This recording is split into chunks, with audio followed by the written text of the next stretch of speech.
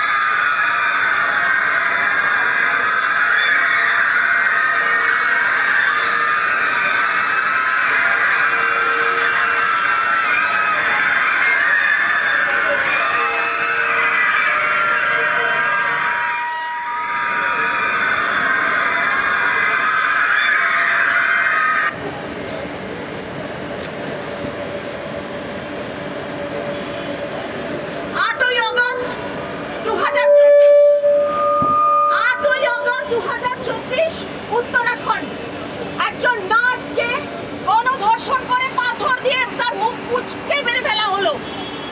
9 August 2024 আমরা সবাই জানি আরজি করে ঘটনা।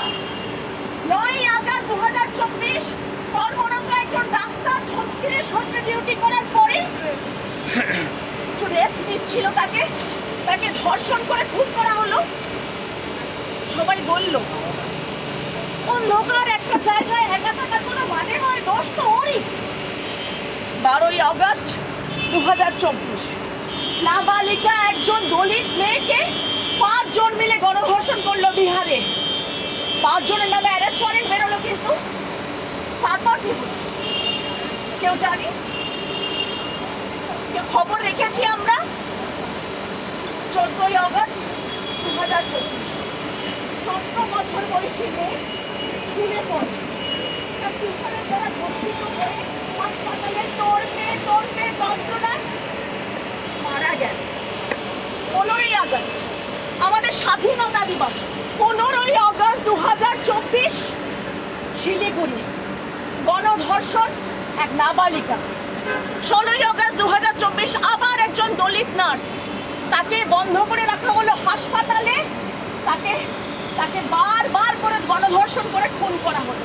17 আগস্ট 2024, 18 আগস্ট 2024, 20 আগস্ট 2024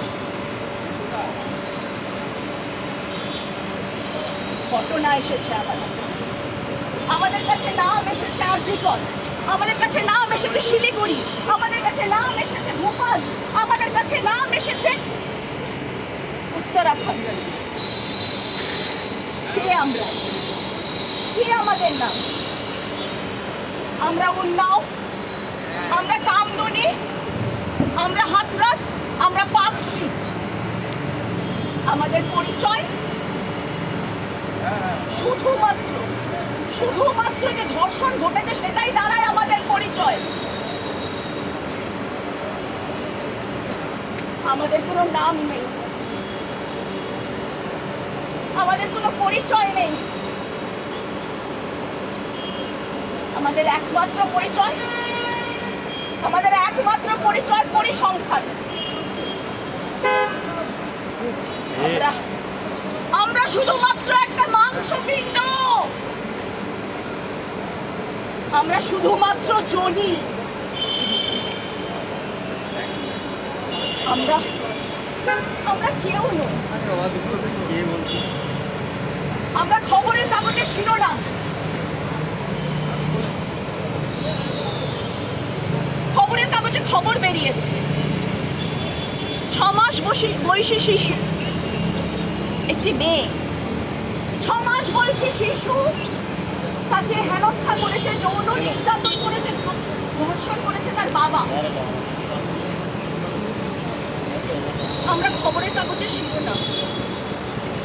আমরা তো শিরোনাম হতে চাইনি। আমরা জন্মেছিলাম মানুষ হয়ে, আমরা বাঁচতে চেয়েছিলাম, আমরা আমরা খোলা আকাশে শ্বাস নিতে চেয়েছিলাম।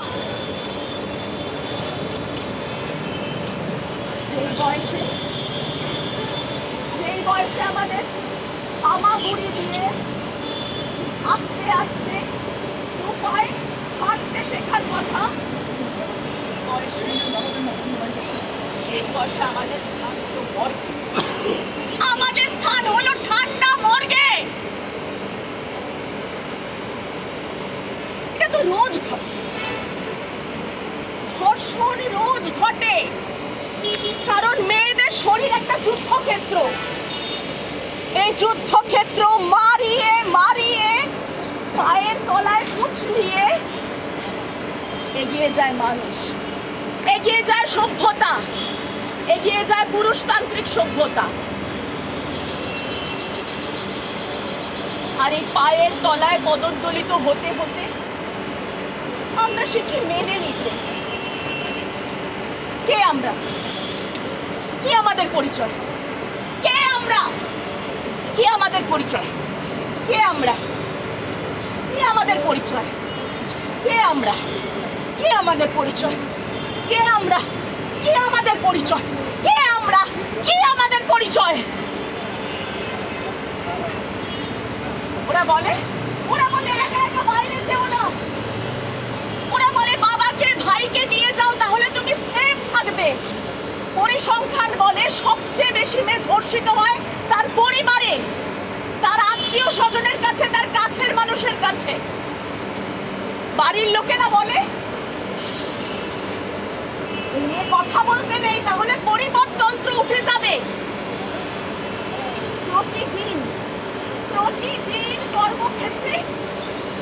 প্রতিদিন কর্মক্ষেত্রে আমাদের বলানো হয়, আমাদের বলা হয় একদম কথা বলবে না,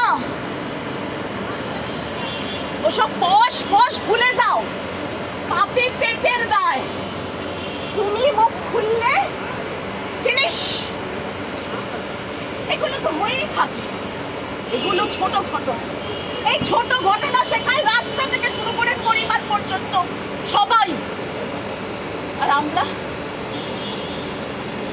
মেনে নিতে থাকি, আমরা ভুলে যেতে থাকি আমাদের অধিকার, আমরা ভুলে যেতে থাকি আমরা মানুষ। বড় বড় কথা লিখে আমরা অর্ধেক আকাশ। আমরা আস্তে আস্তে আমাদের আকাশটাকে যতটা পারি কুঁকড়ে নিয়ে আসি, যাতে প্রাণে বাঁচতে পারি। আমাদের বন্ধুরা বলে আমরাও তো মেয়ে, আমাদেরও সমস্যা হয়, মানিয়ে গুছিয়ে নি। তোর বাড়াবাড়ি, তুই কেন এটা বললি, তুই কেন এটা করলি? তারাও তো মেয়ে, তাদেরও এই পিতৃতান্ত্রিক সমাজে কোনো ক্রমে মাথা গুঁজে বাঁচতে হয়।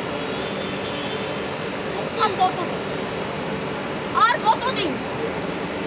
কতদিন আমরা নামহীন, গোত্রহীন, পরিচয়হীন, শুধুমাত্র নিজেদেরকে ভ্যানিশ করে দেব। ভুলে যাব আমাদের স্বপ্ন, ভুলে যাব আমরা মানুষ, ভুলে যাব আমাদের অস্তিত্ব।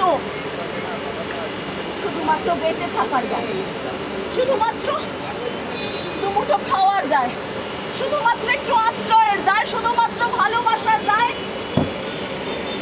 আমরা ভুলে যাব আমরা রক্ত মাংসের মানুষ। কে আমরা? কি আমাদের পরিচয়? কি পরিচয় আমরা বানিয়েছি? কি পরিচয় আমরা দখল করে নেব, ছিনিয়ে নেব? জানি না। তবুও আমরা মাঝে মাঝে জেগে উঠি, মাঝে মাঝে রাত দখল করি, মাঝে মাঝে ভাবি যে আমরা অর্ধেক আকাশ।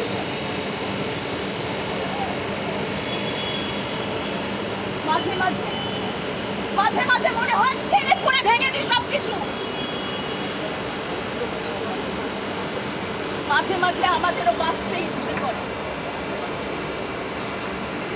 মাঝে মাঝে মাঝে মাঝে ভয় পাওয়ার মাঝখানে আমাদের বাঁচতে ইচ্ছে করে, ইচ্ছে করে চিৎকার করি, চিৎকার করবে দেখি কত দূর গলা যায়। আমাদের শুধু মোমবাতি হাতে নীরব থাকার দায়। চিৎকার করবে দেখি কত দূর গলা যায়।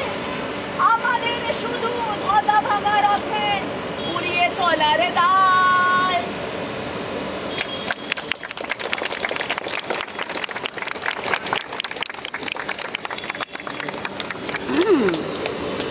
এই মাইকটা একটু ওদের দে। পাঞ্চালী করকে ধন্যবাদ। খুব সুন্দরভাবে আমাদের বর্তমান সামাজিক যে পরিস্থিতি এবং তার যে চিত্র ও ওই 5 মিনিট পথনাটিকার মাধ্যমে তুলে ধরেছে। আমার মনে হয় না এরপরে আলাদা করে আমাদের কারোর বলার কিছু আছে, কারণ সত্যি বলতে বর্তমান যা পরিস্থিতির সঙ্গে আমরা লড়ছি প্রতিদিন,